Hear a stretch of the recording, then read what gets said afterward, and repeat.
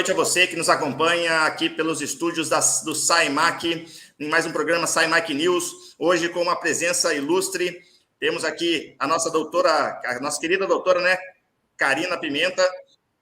Opa, só deixa eu dar o meu retorno aqui só um pouquinho. Opa, é isso aí, ao vivo é assim mesmo. Vamos lá, então, né? Eu sou o Nilton de Oliveira, jornalista do SciMac. Estou aqui com a doutora Karina Pimenta, nossa jurídica do sindicato, né? E hoje com uma presença ilustre aí, nosso querido Eduardo Anunciato, Chicão, presidente da FENATEMA, né? A FENATEMA, presidente da FENATEMA e presidente também do Sindicato dos Eletricitários de São Paulo. Então, o Chicão é uma importante liderança aí do movimento sindical, né? Eu vou passar a palavra, então, para a doutora Karina, e daí a doutora Karina conduz aí a esse SciMac News junto ao Chicão. Doutora Karina, a palavra com a doutora. Boa noite, sanepariano. Boa noite, sanepariana. Estamos aqui para mais um encontro semanal de nossas terças-feiras. Você que está chegando em casa agora, que está preparando um jantar para sua família. Oi, doutora, seu som está desligado. Oi? Alô? Eu estou ouvindo bem. Caiu a doutora lá. Tá ouvindo, Chicão? Eu estou ouvindo bem. O Chicão também está. Tudo bem? Vamos lá, tivemos uma falha técnica aqui no começo. E hoje nossa presença aqui é o Eduardo Anunciato Chicão. Conta um pouquinho para nós da sua história, Chicão. Eu sou um trabalhador da Eletropaulo, aqui de São Paulo, 36 anos do setor elétrico.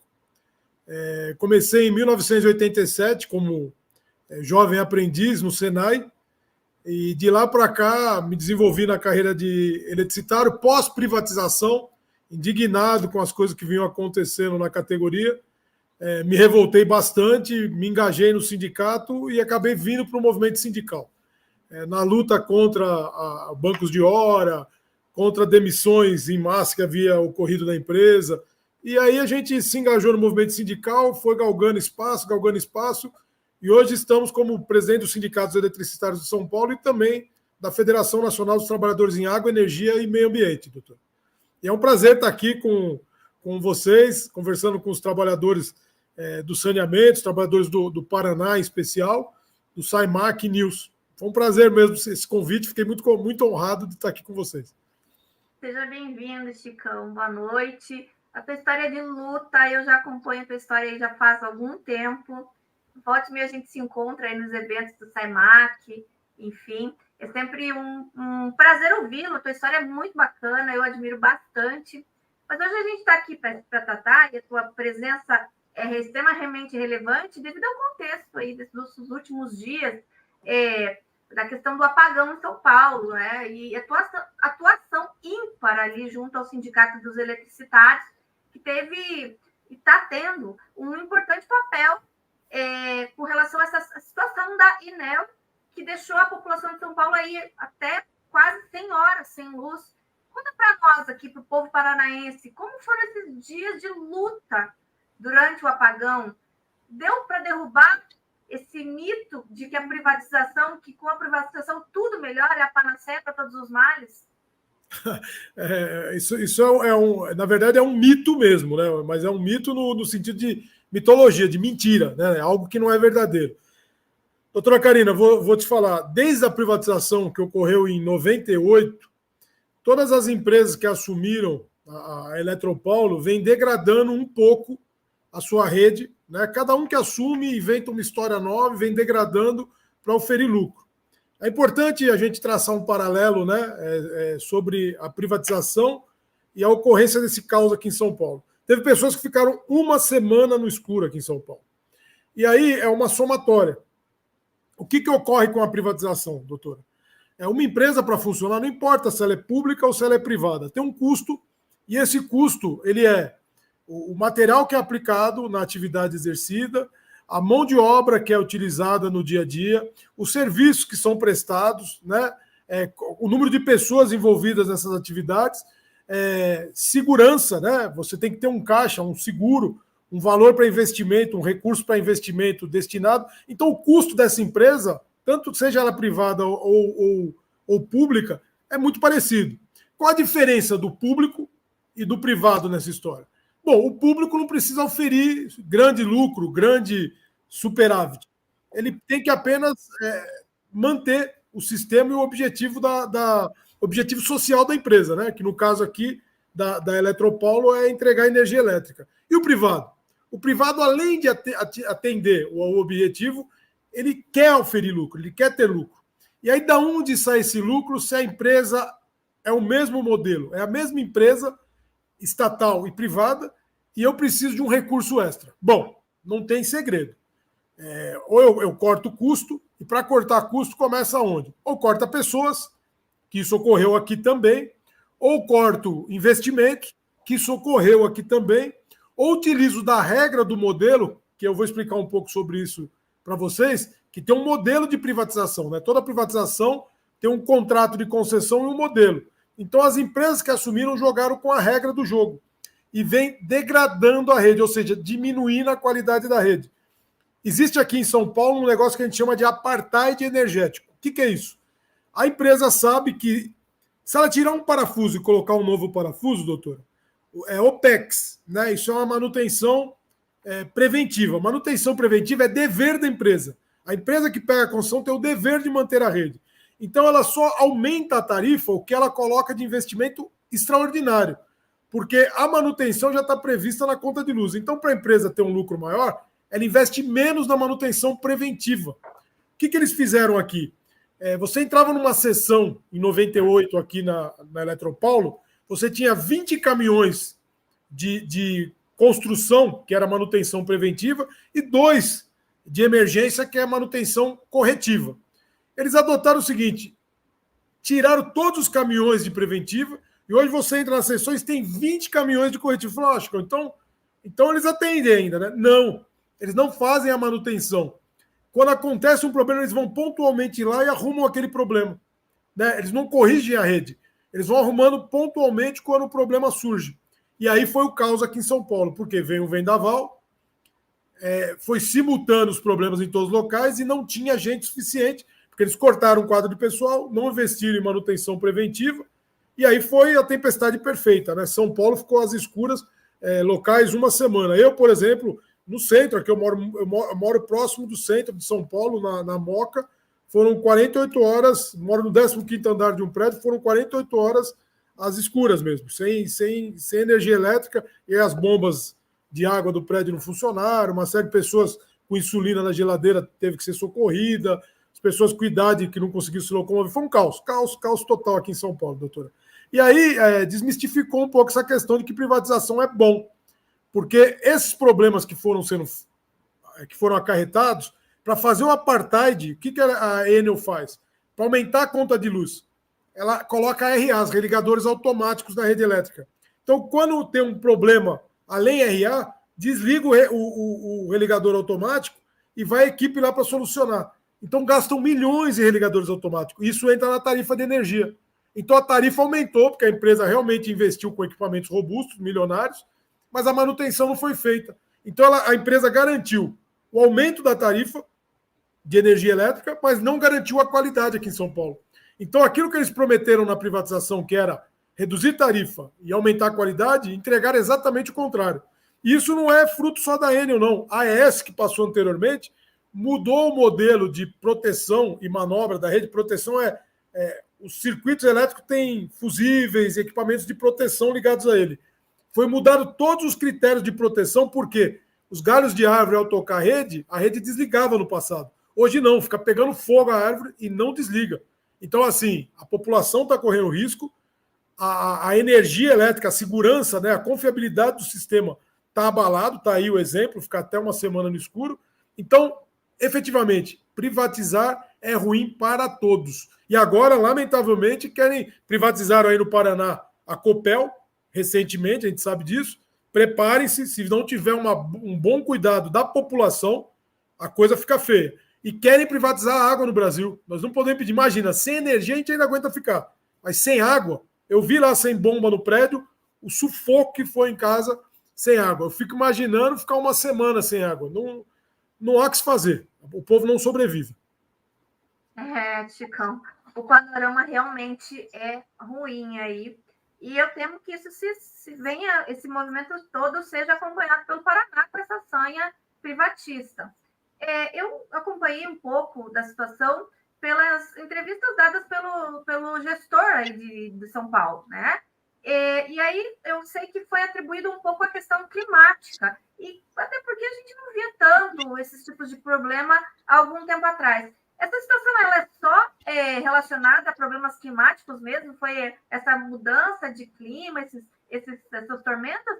E agora essas situações estão se avolumando? Você acha que isso é só em relação à questão climática ou é má gestão mesmo e alguma coisa relacionada à redução de recursos, à economia aí para aumentar os lucros da empresa privatizada? Não, é exatamente isso, doutora. É redução de custo para aumentar o lucro. E aí, vamos lá. Como eu disse, a empresa, quando foi privatizada em 98, tinha 11 mil empregados, e isso tem uma memória técnica, são pessoas especializadas no atendimento ao serviço. Vamos pegar a Enel, que entrou agora. Quando ela assumiu em 2018, tinha 8.050 empregados na Eletropaulo, né? Hoje está com 3.800 empregados na Eletropaulo. Ou seja, menos da metade do que tinha quando ela assumiu. E isso é um pouco fruto também da legislação que alterou e permitiu o aumento na terceirização. Só que o que ocorre? Quando terceiriza, a terceirização não é vamos colocar assim, não é um emprego padrão, com todos os direitos. É um emprego precarizado, com salários mais baixos, com benefícios menores. Então, a mão de obra que é atraída a princípio não são das mãos de obras mais qualificadas, mais conhecedoras. Muitos trabalhadores que foram demitidos da empresa acabam indo trabalhar nessas empresas, mas não ficam por muito tempo, até porque eles não são atraídos pelos benefícios e salários que são oferecidos lá, né? E, via de regra, na terceirizada, atrasam o FGTS, atrasam o pagamento de encargos. Então, a terceirização precariza também o atendimento à população. Então, o que eu quero dizer é, aqui em São Paulo, tudo que aconteceu, todos os problemas que a gente viu, é fruto da privatização e da precarização, tanto da mão de obra, como da prevenção, através de manutenções preventivas na rede. O vento foi forte? Foi. Mas a rede suporta ventos superiores a 150 km por hora, se ela estiver toda preparada, toda feita a manutenção. O que ocorreu é que eles mudaram a graduação dos relés para aguentar mais tempo os toques das árvores, e aí deixaram de fazer as podas. Agora eles falam, ora, são as árvores que estão intervindo na rede. Não, a manutenção passa pela rede fazendo as podas também. A poda de árvore faz parte da manutenção preventiva. E isso como que ocorria na época de estatal, Karina? Passava um técnico fazendo um levantamento poste a poste de todos os problemas. Tem uma cruzeta, que é aquela estrutura que segura o cabo. Podre, mandava trocar. Tem um para-raio numa estação transformadora queimada, mandava trocar. Tem um ninho de passarinho num transformador, mandava ir lá tomar providência. Tinha uma abelha que se instalaram num poste, mandava ir lá tomar providência. Tinha um cabo bambo num determinado ponto, mandava reesticar. Tinha uma árvore próxima da rede, mandava podar. Tinha um isolador quebrado, mandava substituir. Então, um técnico passava fazendo inspeção visual, vinha uma segunda equipe fazendo termovisão, que é com equipamento que pega calor nas conexões, e uma terceira equipe fazendo RI, que é radiointerferência, que pega chiados não audíveis ao ouvido nu, né, só com o equipamento que você escuta, que detectava problemas de conexão e problemas de isolamento de energia elétrica, isolador trincado, esse tipo de problema. Feita essa inspeção visual e as inspeções técnicas, passava as equipes corrigindo todos os defeitos. Depois que passou corrigindo todos os defeitos, você fica tranquilamente com aquele circuito 2 anos sem dar problema algum. E se fizer a manutenção periódica, um circuito atrás do outro, cotidianamente, não tem mais problema. A rede fica sem defeito, isso é fato. Ocorre que a empresa privada, para aumentar o seu lucro, deixa de fazer a manutenção preventiva, deu 1,4 bi de recursos sendo destinado a dividendos, né, para os acionistas no ano passado, e aí esse ano aqui o povo ficando no escuro e os gestores dando desculpa na televisão, falando que foi São Pedro, que desligou a rede e que foi o vento que desligou a rede. Um vento de 100 km por hora não derruba a rede se a manutenção preventiva estiver feita. É bem complicado. Eu vejo, assim, juridicamente analisando, são ondas liberalizando. Então, vem todo um processo de construção, não só em São Paulo, mas no Brasil inteiro, de modificação da legislação trabalhista, a própria lei de concessões, que permite normas mais brandas de fiscalização, uma certa complacência das agências de fiscalização. Enfim, está tudo sendo construído para a gente chegar num processo de precarização total do Estado. Mas agora eu queria perguntar para ti, com relação à questão do quadro de funcionários. Você citou ali uma redução abrupta. Eu li na imprensa uma redução de 35% do quadro de funcionários. Me conta um pouco, Chicão, qual foi a situação do sindicato para tentar impedir essas demissões ou para mitigar esses danos aos trabalhadores? O que está sendo feito aí pelo sindicato em defesa dos trabalhadores eletricitários aí? Como é que está essa situação? Primeiro dizer o seguinte, o quadro reduziu, mas não foi de uma forma, assim, vamos colocar, abrupta e não foi facão direto. A empresa Enel, quando chegou, ela fez programas de demissão voluntária e programas de incentivo à aposentadoria bastante fortes. Então, os trabalhadores que foram desligados foi voluntariamente e saíram com um valor significativo de recursos, né? Então, pessoas que já tinham prazo para aposentadoria, que estavam permanecendo na empresa, todo mundo sabe o custo que é um plano de saúde, e as pessoas estavam permanecendo muitas vezes por conta disso. A empresa deu um valor significativo em dinheiro e ainda deu um tempo de plano de saúde para essas pessoas. Foi de pronto, as pessoas aderiram e se desligaram da empresa. E foi feito alguns PDVs também, aquelas pessoas que já não estavam tão satisfeitas com a empresa, acabaram se desligando. Então não foi aquele corte abrupto. Os que ocorreram abruptamente, uma parcela grande, foi 1.200 leituristas desse grupo. Esses leituristas foram demitidos, inclusive o sindicato tem um processo de reintegração deles, de demissão em massa. A empresa alegou mudança tecnológica, que trocaria os medidores em 2 anos, propôs um PDV para os trabalhadores, e aí, passado 2 anos, não foi entregue os medidores eletrônicos e eles precarizaram terceirizando o serviço. Nós entramos com uma ação de reintegração dos trabalhadores. Então, assim, nós trabalhamos no sentido de evitar as demissões em massa, mas incentivado a não há o que se fazer. O trabalhador voluntariamente saindo não há o que se fazer. E agora a gente está fazendo uma discussão com a empresa muito forte de contratação de empregados. E aí a gente tem que tomar muito cuidado, que até algumas entrevistas que eu dei, os trabalhadores terceirizados ficaram ofendidos quando eu disse que lá na terceirizada não tem a mesma condição do próprio. E eu repito, não tem. Lamentavelmente não tem. O nível de benefícios e salários que são colocados lá atrai temporariamente uma pessoa que está desempregada, mas se a pessoa encontrar uma alternativa melhor no mercado, ela sai dali rapidamente. Ou seja, não retém memória técnica. Não é através da terceirização que vai se manter uma empresa de qualidade. Isso é fato. Isso é importante a gente frisar. Então, a terceirização é um crime. É um crime que estão fazendo com empresas que prestam serviço público no país. Inclusive, eu mandei uma carta para o ministro Marinho, pedindo para ele, de alguma forma, intervir, porque houve a liberação da terceirização irrestrita. Mas isso vai prejudicar todas as atividades essenciais do Brasil. Então, é importante a gente frisar isso. A água vai ser prejudicada, telefonia vai ser prejudicada, energia elétrica vai ser prejudicada, transporte e tantas mais profissões que existem essenciais. Então é fundamental que seja refletido. Terceirização não é uma saída para ampliar a qualidade de serviço. E outra coisa, você citou, doutora Karina, a questão de regulação. Isso é muito importante, porque toda vez que eles fazem uma privatização, em 98 aconteceu isso aqui, a gente era contra a privatização. A gente falava, vamos pôr a raposa para cuidar do galinheiro. Eu falei, não, vai ter uma agência reguladora que vai cuidar disso. Pasme, doutor Karina. Depois que ocorreu esse caos todo, a gente foi atrás para ver quem que não fiscalizou. Não tem fiscais no estado de São Paulo para fiscalizar toda a rede. Não tem. Tem menos de 25 fiscais para o estado de São Paulo inteiro, que tem 645 municípios. A ANEEL no Brasil inteiro não tem 50 fiscais para o país todo. Ou seja, nós estamos à mercê do mercado. Os dados que a ANEEL demonstra para a população são extraídos dos relatórios das próprias empresas. Então, eles comem o que a empresa dá. né, falam que fazem checagem, que fazem auditoria. Não tem pessoa suficiente para fazer isso. Então, eles engolem o que as empresas ofertam e apresentam para a população o que as empresas ofertam. Então, a gente tem que tomar muito cuidado com isso.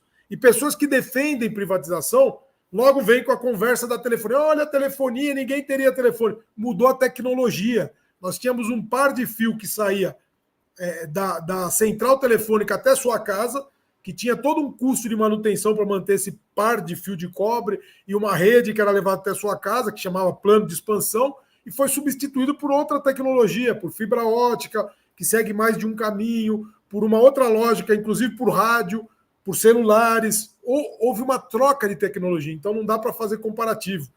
Energia elétrica ainda não existe outra tecnologia para fornecer energia se não levar o cabo, e água não existe outra tecnologia se não levar o cano até lá. Né? Se o outro caminho que tem é levar um caminhão-pipa e alimentar as casas. Então, existem alguns segmentos como água e energia que não dá para privatizar, que senão vai acontecer o caos em outras cidades. Ah, com certeza. Essa questão da privatização e a raposa cuidando das galinhas, eu achei muito interessante, porque é muito semelhante ao que acontece aqui no Paraná com a CCE, que muitas vezes não tem a estrutura de auditoria, de fiscalização contábil, de fiscalização dos balancetes dessas empresas. Muitas vezes são instrumentos complexos que são utilizados ali para estabelecer o preço da tarifa. E muitas vezes, Chicão, eu não sei se acontece aí em São Paulo, mas aqui no Paraná, com certeza, existe uma captação da subjetividade do sanepariano, da sanepariana, dizendo, olha, se a gente aumentar a tarifa da água aqui, a gente vai conseguir distribuir um PLR melhor. E aí o sanepariano ele fica em busca dessas metas ambiciosas para produzir cada vez mais, para ampliar a distribuição, e aí chega no conta-gotas a distribuição do PLR, e aí o sanepariano fica, não, a gente está fazendo parte disso, vamos vestir a camisa da empresa, vamos dar o sangue, e infelizmente chega no futuro, a empresa, aqui no Paraná também teve essa situação de terceirização da leitura, aqui não foi feito demissão em massa, ainda bem, porque o sindicato tem uma posição bem atuante, houve uma redistribuição dos trabalhadores aqui, mas eu entendo que aqui existe um processo muito forte de precarização também das relações de trabalho. Quando se fala, então, em terceirização, de certa forma, acaba precarizando. Por quê? Porque aqui a gente passou por uma situação muito semelhante a São Paulo, que a empresa que foi contratada de terceirizada para fazer a leitura, os trabalhadores passavam batendo palma e pedindo para fazer a leitura e pedindo,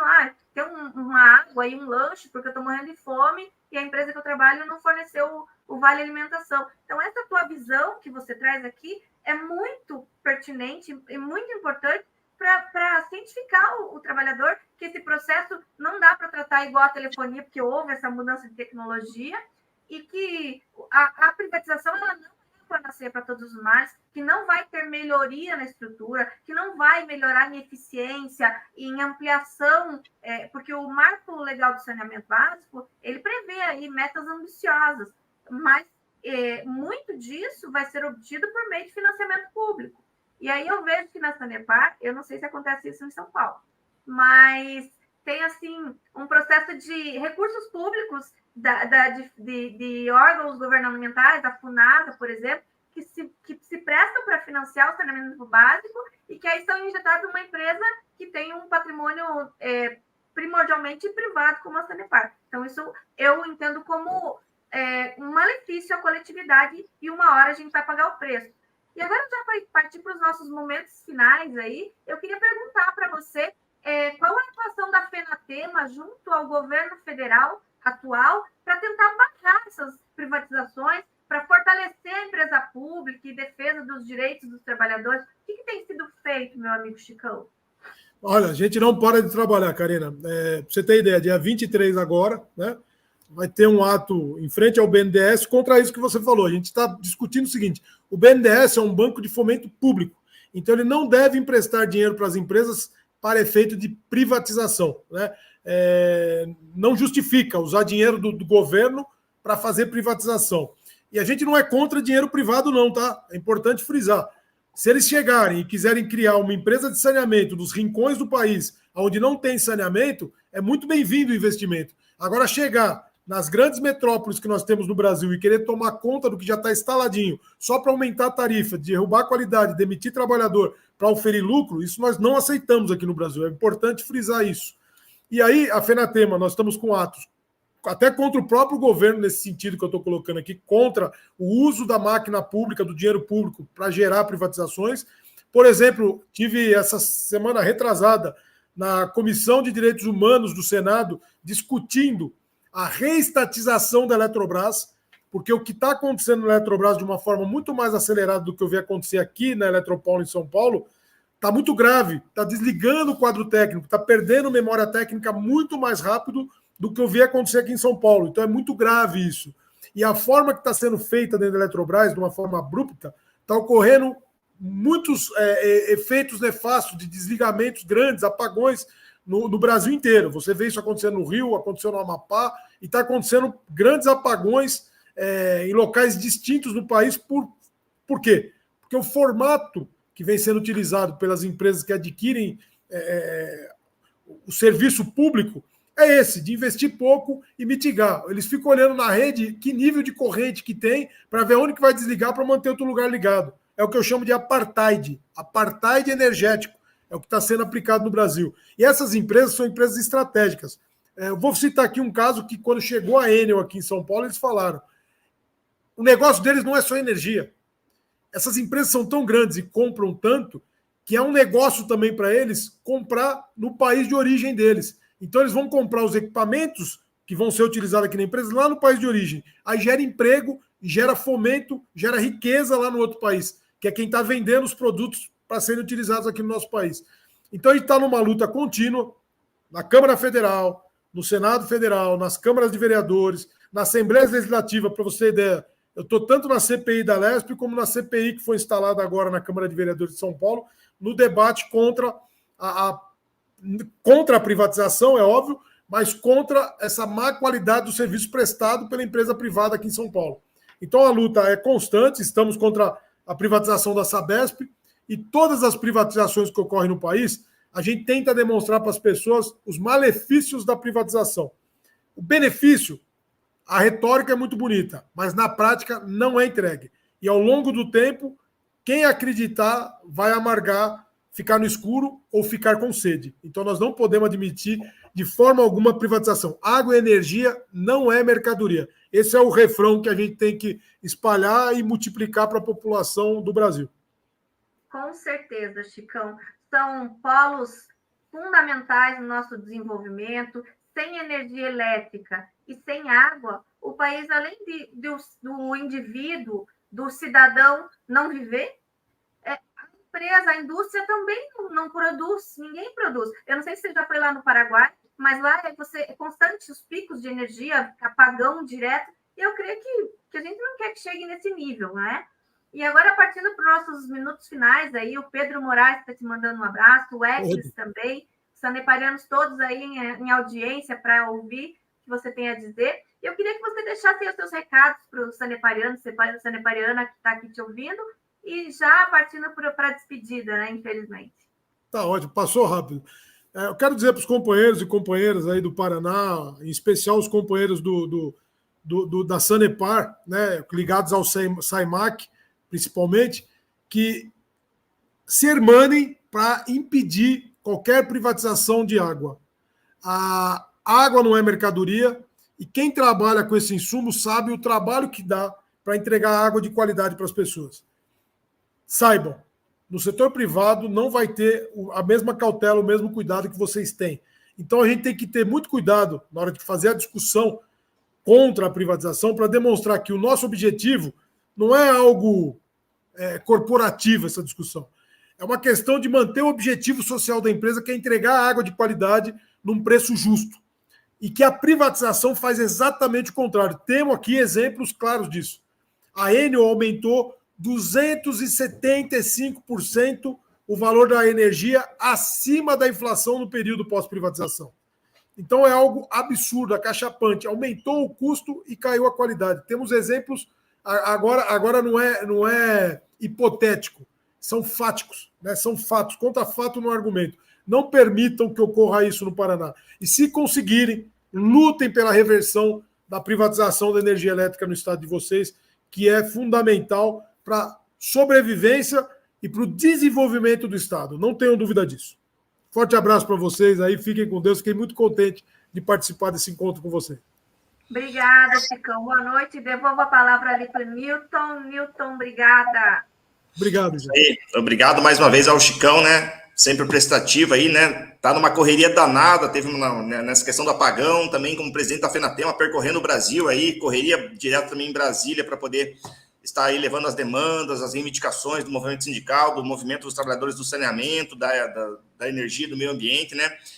E mesmo assim se dispôs aí a nos atender, né?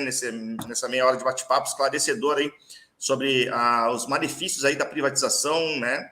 E agradecemos então ao Chicão. Agradeço também a doutora Carina Pimenta, mais uma vez aí nossa mediadora, e agradeço a você, trabalhador e trabalhadora do saneamento, que nos acompanhou neste SciMac News, né? Na próxima semana, nesse mesmo horário, na terça-feira, temos mais um SciMac News aí, trazendo informação, esclarecimentos aí, e resolvendo as dúvidas aí dos trabalhadores. Então é isso, boa noite a todos, uma boa semana e até o próximo SciMac News. Um abraço. Um abraço.